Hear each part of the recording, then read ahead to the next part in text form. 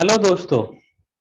एक चीज हम सब में बहुत कॉमन है। आज की तारीख में हम और आप एक एक चीज के बारे में हमेशा सोचते रहते हैं और हर किसी को इस बारे में चिंता सताती रहती है। ऐसी कौन सी चीज है वो? दोस्तों, मैं बात कर रहा हूँ रिटायरमेंट की।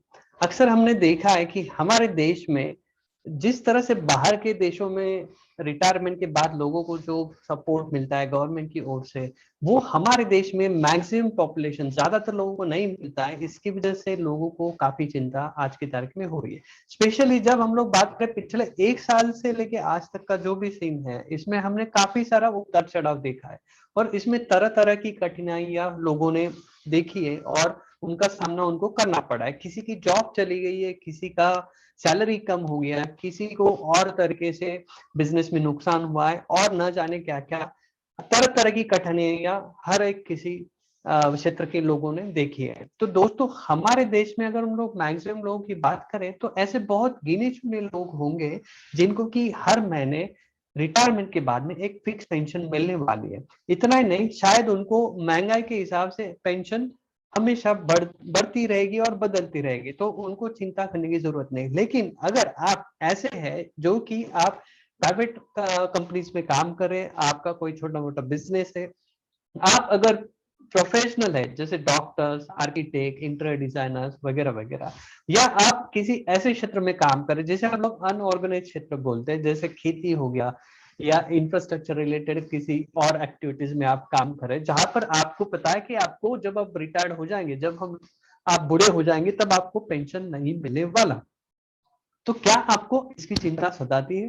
क्या आपके दिमाग में विचार आता है कि जब मैं रिटायर्ड हो जाऊंगा तो क्या होगा? अक्सर रिटायरमेंट होने के लिए एक जो भी व्यक्ति रिटायर्ड हो जाता है तो उसके मन में हमेशा दो तरह के प्रश्न आते हैं। पहला, कि रिटायर्ड होने के बाद में जो मुझे पैसा मिलेगा, क्या वो मेरे जो भी रेगुलर एक्सपेंसेस है, जो भी बेसिक लाइफस्टाइल एक्सपेंसेस है, उसके लिए वो काफी होगा?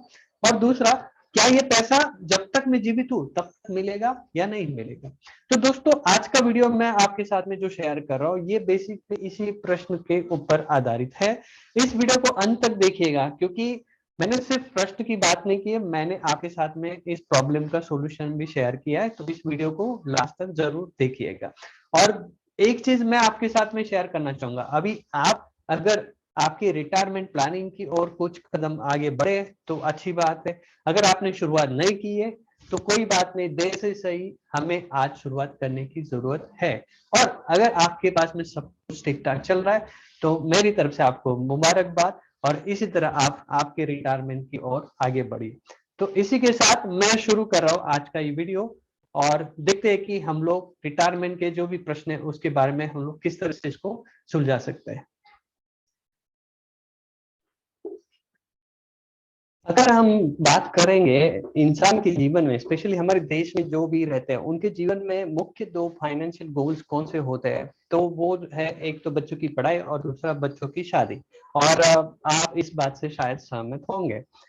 हालांकि अभी पिक्चर बदल रहा है, लेकिन फिर भी हम लोग ये दो चीजें काफी इंपॉर्टेंस मान के चलते हैं। तो ऐसे केस में हमने अक्सर देखा है कि काफी सारे लोग जो रिटायरमेंट के लिए कुछ प्लानिंग शुरू करते हैं, कुछ फंड जमा करते हैं, और जब बात आती है बच्चों को पढ़ाने की या बच्चों की शादी की, तो वो पैसा वहां से वो निकाल के ये दो जो भी गोल्स है उसके लिए वो यूज हो जाता है। फिर क्या होता है, जब उनको सही मायने में जरूरत होती है, जब वो रिटायर्ड एक्चुअली हो जाता है, तब शायद उनके पास में कोई पैसा नहीं रहता या काफी पैसा नहीं रहता, एंड उनको उस समय बच्चों पे डिपेंड रहना पड़ता है। तो ये तकलीफ काफी सारे लोगों के घर में देखने को मिली है। आप और हमारे घर में भी काफी हद तक हमने ये देखा है, और ये पर्सनली मेरा ओपिनियन है और जो मैंने आपके साथ शेयर किया हुआ है। तो दोस्तों, अगर हम लोग बात करेंगे शादी की, तो ठीक है, आजकल हम लोग अक्सर देखते हैं कि शादी में जो हम लोग पैसा खर्च कर रहे हैं, अगर हमारे पास में उतना अवेलेबिलिटी है, सच में हमारा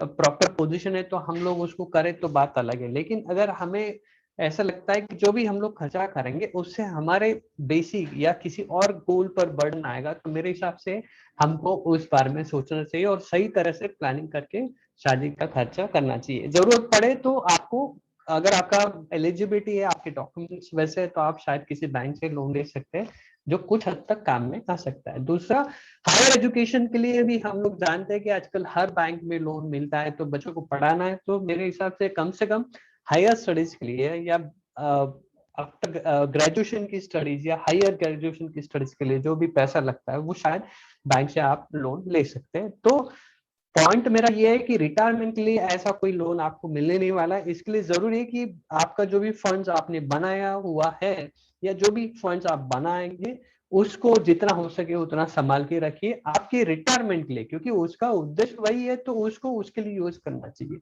बाकी जो भी गोल्स है उसके लिए आप अलग से फंड बनाइए और उसका यूज उस हिसाब से कीजिए, लेकिन ये बहुत ज्यादा जरूरी है।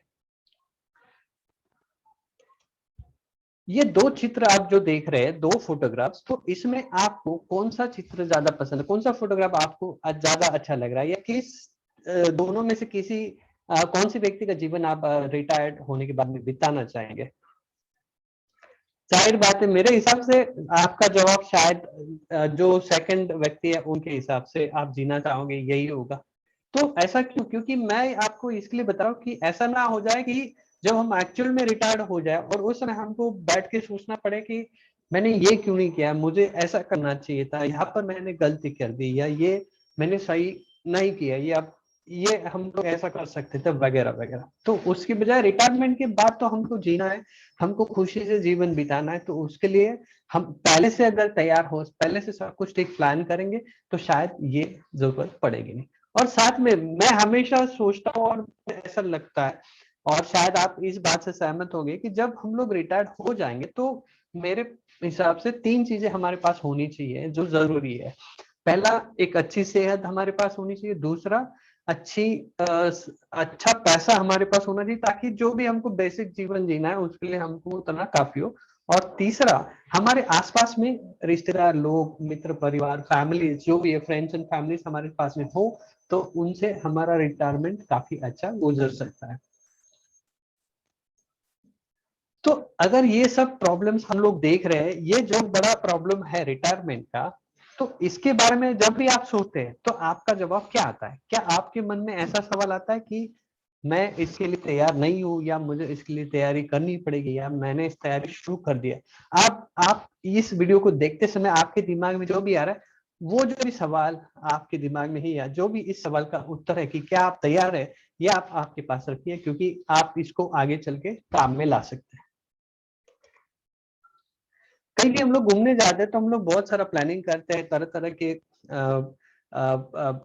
कोटेशंस लेते हैं, तरह तरह के तैयारी के कपड़े हो या बाकी जो भी जरूरत की चीजें उसको हम लोग इकट्ठा करते हैं। जहाँ पे हमको जाना वहां का हम लोग मैप देखते हैं, उसके लिए आसपास के रास्ते हम लोग देख लेते हैं, क्योंकि हमें अगर कई तकलीफ आती है कि हम लोग इस रूट पे जा रहे हैं और हमें इस रूट पे जाते समय हमें कोई प्रॉब्लम आता है, तो हम लोग इस रूट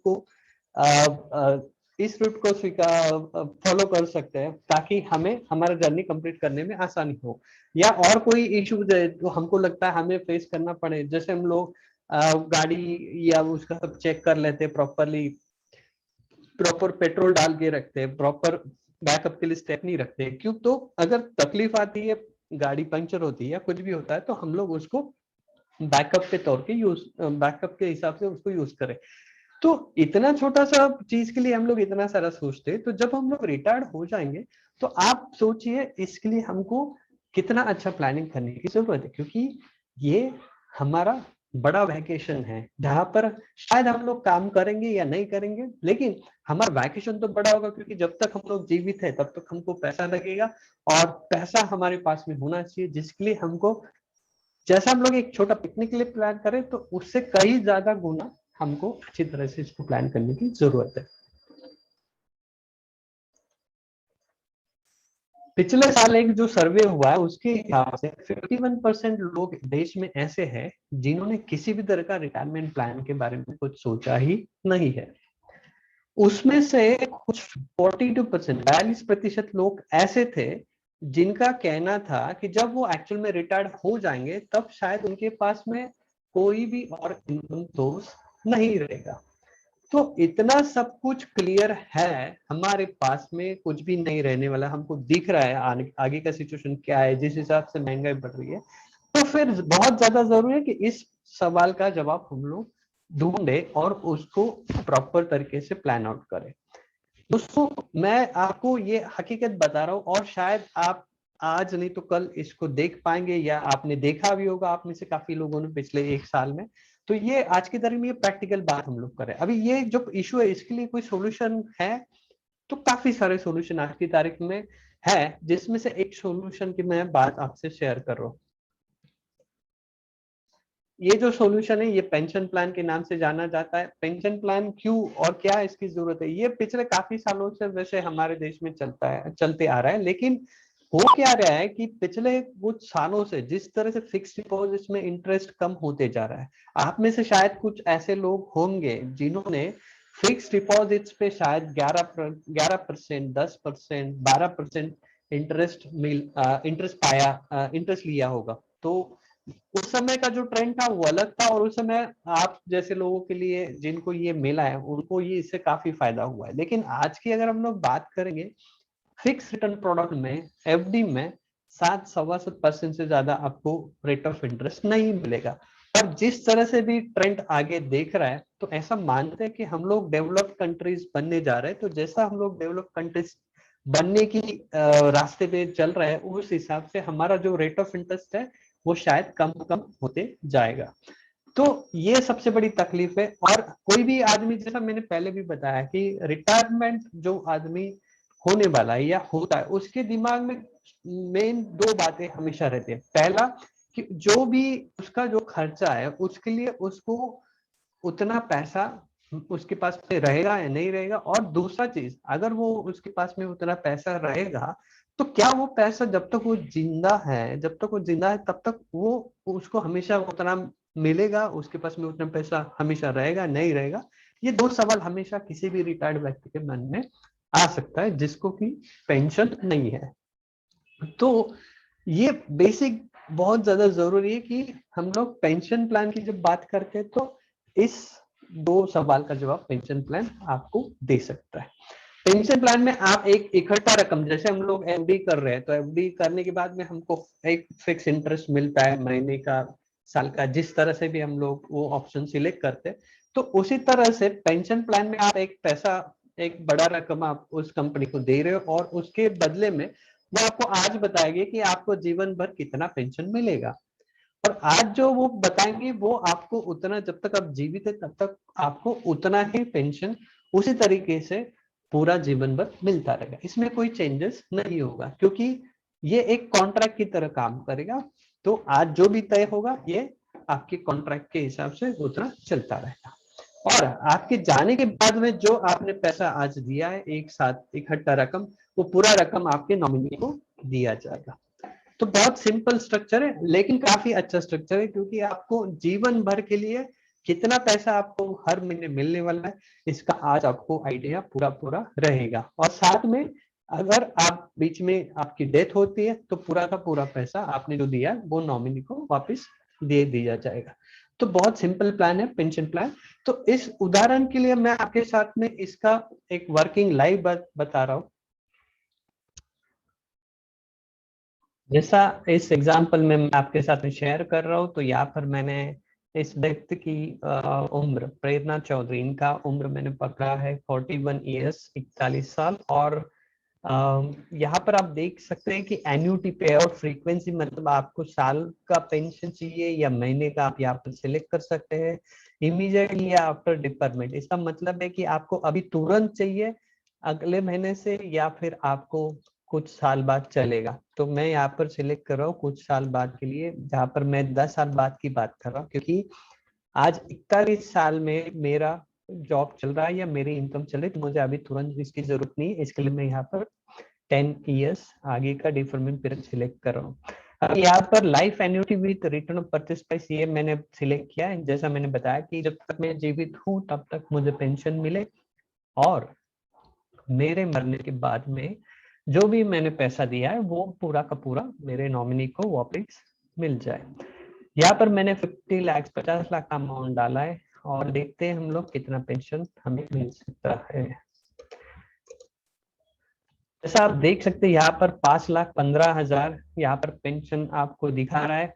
50 लाख के अगेंस्ट में मिल रहा है, तो मतलब सीधा सीधा आपको 10% के हिसाब से पेंशन मिलने वाला है जिंदगी भर तक, जब तक आप जिंदा है, और उसके बाद में आपका पूरा पैसा आपके नॉमिनी को वापस। तो आज की तारीख में अगर हम लोग देखने जाएंगे तो ऐसा कौन सा ऑप्शन है जो आपको जीवन भर 10% के हिसाब से गारंटीड पेंशन देगा और आपके मरने के बाद में वो पूरा पैसा आपके नॉमिनी को वापस देगा? ऐसा किसी भी और प्रोडक्ट में आपको ऑप्शन नहीं है, और ये गारंटीड है, तो ये सबसे बड़ी बात है। तो इसके लिए पेंशन प्लान का इंपॉर्टेंस क्या है ये आप शायद जान चुके होंगे। तो ये मैंने यहाँ पर साल का दिखा है, यहाँ पर मैं अगर मंथली सिलेक्ट करूं महीने के हिसाब से, तो यहाँ पर आप देख सकते हैं कि 41,000 लगभग 41,000 रुपया महीने का पेंशन मुझे मिल सकता है अगर मैं 50 लाख दे रहा हूँ, और आज नहीं 10 साल बाद मेरा पेंशन शुरू कर रहा हूँ। तो दोस्तों आप देख सकते हैं ये सबसे बड़ा इंपॉर्टेंट बेनिफिट है पेंशन प्लान का, और जिसका फायदा आपको सही तरीके से हो सकता है। तो ये पेंशन प्लान जो है ये आपके लिए, जैसा मैं अभी आप देख रहे हैं पीछे कुछ बास्केट्स आपको दिखाई दे रहे, तो मेरा पॉइंट ये है कि जब हम लोग पेंशन के लिए प्लान कर रहे हैं तो मेरे हिसाब से हम लोग सिर्फ पूरा पैसा एक जगह पर डालेंगे तो शायद वो ठीक नहीं होगा। हम क्या कर सकते हैं कि हम लोग अलग अलग बास्केट बना सकते हैं, जिसकी वजह से एक बास्केट से मुझे एक फिक्स रकम आता रहेगा, एक बास्केट से शायद कुछ और तरह का रकम आएगा, एक बास्केट से शायद इन्फ्लेशन के हिसाब से महंगाई को देखते हुए रिटर्न आएगा। तो ऐसा करके मेरा पूरा कंटिन्यूअस जो बास्केट का स्ट्रक्चर है वो चलता रहेगा। और इसके लिए मैं सजेस्ट करूंगा कि आप आपका पेंशन प्लान के लिए सही फाइनेंशियल एडवाइजर की मदद ले, ताकि आपके प्रोफाइल के हिसाब से, आपकी जरूरत के हिसाब से वो आपको सही तरीके से एक पेंशन प्लान या बाकी जो भी पोर्टफोलियो है आपका रिटायरमेंट के हिसाब से उसको वो बना के दे सके।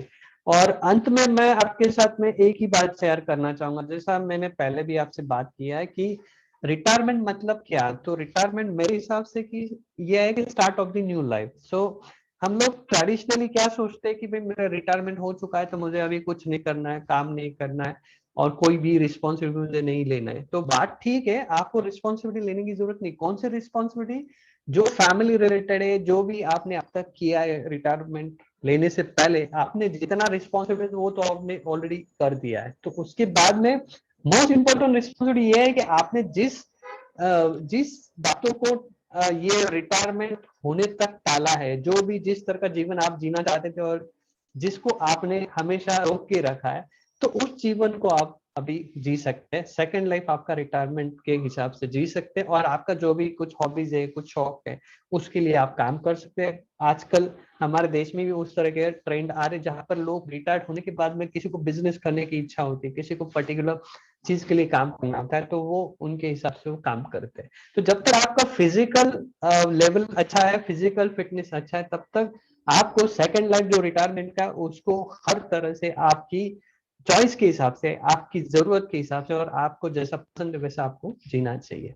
तो दोस्तों उम्मीद है इस वीडियो से आपको काफी कुछ पेंशन के बारे में नया इंफॉर्मेशन मिला रहेगा। इस वीडियो के बारे में या आपका पेंशन के रिलेटेड कोई स्पेसिफिक कमेंट है तो जरूर मुझे बताइएगा, और इस वीडियो को लाइक और शेयर जरूर कीजिएगा। हमारे चैनल को सब्सक्राइब कीजिए ताकि नेक्स्ट टाइम हम लोग जब कोई नया वीडियो अपलोड करें तो आपको नोटिफिकेशन आए, लेकिन उसके लिए बेल आइकॉन को आपको प्रेस करके रखना होगा। तो इसी के साथ ये वीडियो मैं अंत कर रहा हूं, और मिलते हैं नए वीडियो के साथ। तब तक के लिए नमस्कार।